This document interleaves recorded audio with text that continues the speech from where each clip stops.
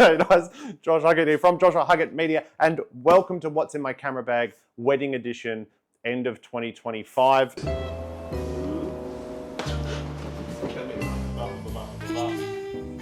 This does change a lot, so if you do want an updated version, always check the most recent photo posts, because every time I post a photo collage, I put the gear that I used. This is a PGY Tech bag. I've never taken this to a wedding day before.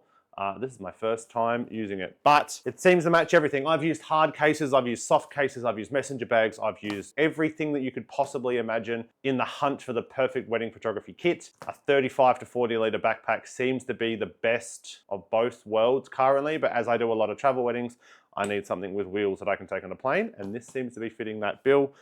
But this is it. I like to keep my kit pretty minimal.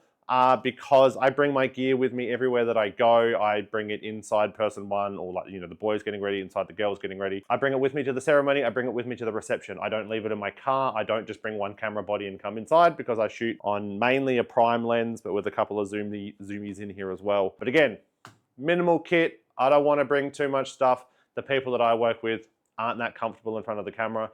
So the less stuff that I can bring to kind of make them feel weird, the better for me. Currently, I'm shooting on 2 of the Canon R3 up until tomorrow, when I change my camera kit and I put this sweet, sweet little R1 in there, but I haven't used it yet. So it's sitting here ready to rock and roll. I genuinely believe that the Canon R3 is the best wedding photography camera that has ever been brought out. So much so that, like, I've used it so much that it's like all scuffed up, because I'm very rough with my gear. R3, rubberized textured grip, so you're not going to drop it. You can grip it from both sides as well. So you've got your buttons here, but you can also take photos here. It's got the best thing for hybrid shooters in the game as well, in that it's got this tiny little flick switch here.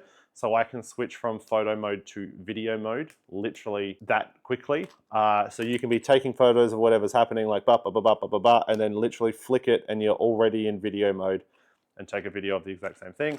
In-body stabilization is fantastic for video as well. So when they're walking back down the aisle, I'm holding one camera here and I'm holding one camera here, and this is filming video, and this one here is taking photos.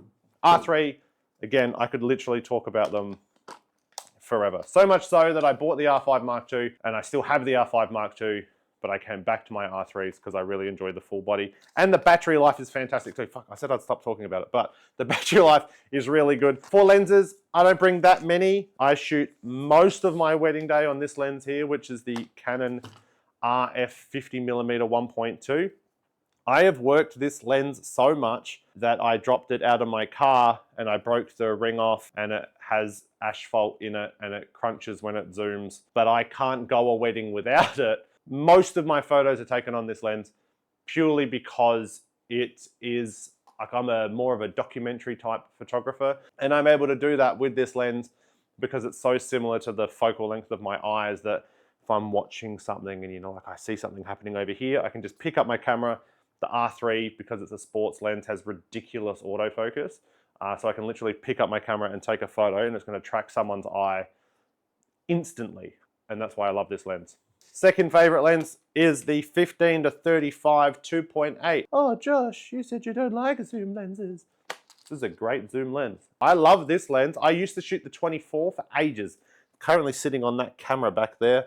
It's now my talking head setup. But I used to shoot the 24 and the 50 for a very, very long time. I switched to the 15 to 35 because it gives that super, super wide look, and I love it. Storytelling. This is a storytelling lens, and this is a portrait lens. The only other things we really keep in here is these Holdfast Moneymaker straps. These are a dual camera strap. They're handmade from a company in America. It looks as good today as the day that I bought it, and that was like 400 weddings ago. This is my 360 camera that I use for all of my behind the scenes content. So if you've seen any video of me on the internet, it's usually from one of these. That sits on my camera as well. 70 to 200.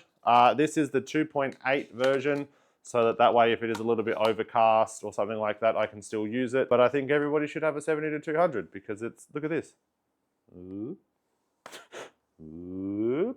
Not only does it excite you when it extends, but it also works fantastically at ceremonies. This lens here gets used as less often than this one here. I have a rule that if I don't use something for 6 months, it gets taken out of the camera bag, because otherwise you just find yourself carrying so much extra stuff.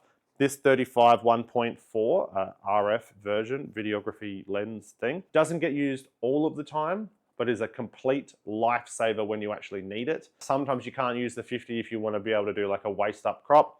That's where the 35 comes in. And I know what you're saying. Josh, you've got a 35mm here. The difference between a 2.8 and a 1.4 is literally night and day when you're trying to take a portrait of someone. It's the difference maker in just, trust me. The only other lens that I bring with me on a wedding day is this 8 to 15mm lens. This is a proper fisheye lens from the 80s, I believe it came out. And it's an EF lens. I sit it on an adapter.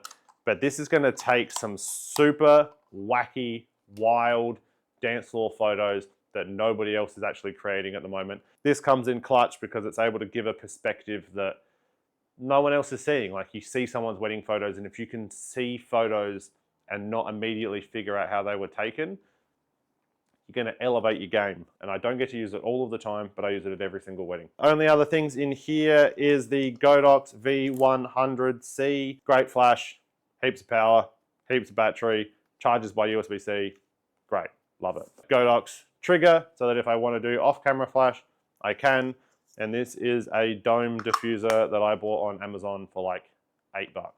And it's a bit nicer, and you can take it off and on, and it just works. I don't do heaps of flash. The only time I really ever use flash is the dance floor. The only other thing in my camera bag is my little difference maker. Again, everything that we do is all about client experience. All my classes that I teach, everything that we do is about client experience. And another way that we elevate the client experience is with our tiny little Canon QX20 printer. It prints out tiny, tiny little photos that are like this big. And we make a little present for our couple. So we put it in a little plastic sleeve. There's a video on the internet of me doing it, so I'm sure you have seen that, or you can see that. I write them a little personalized message with a gold texter. I chuck in a super special business card that only goes to couples, and nobody else ever receives this business card. And then I seal it up in a little black envelope, because everything in my life is black, like my soul. And then we just do a little stingray sticker to seal it up, sneak it into the wishing well, so that when they wake up in the morning and they open all the envelopes expecting cash, they find this, and it has a photo of them on their wedding day before they've probably even seen their sneak peek photos. And that is priceless, unlike the $50 note from the auntie you didn't want to invite. That all sits in the one camera bag. The only other thing I have in here is like a tiny little tech pouch, but that just has spare batteries in it. And that's it. This is everything that I bring to wedding days. It's not that much, I don't think. It weighs 13.7 kilos, but if you're virgin, it only weighs 7 kilos. It weighs 7 kilos. Because we travel a lot, we try to keep it light. Try not to bring too much stuff. The more stuff you bring, the more you're thinking. I know all of my gear. I know what all the photos look like out of my lenses before I even pick up my camera. Like, I can walk into a getting ready space and visualize the images that I'm taking. Like, I can walk in and I'll know exactly what I'm taking before I've even picked up or turned on a camera. Thanks for watching. If you've got any questions, send them to me and I'll answer them. If you want to see how good this R1 is, follow me on the internet. Just don't follow me in person. Bye.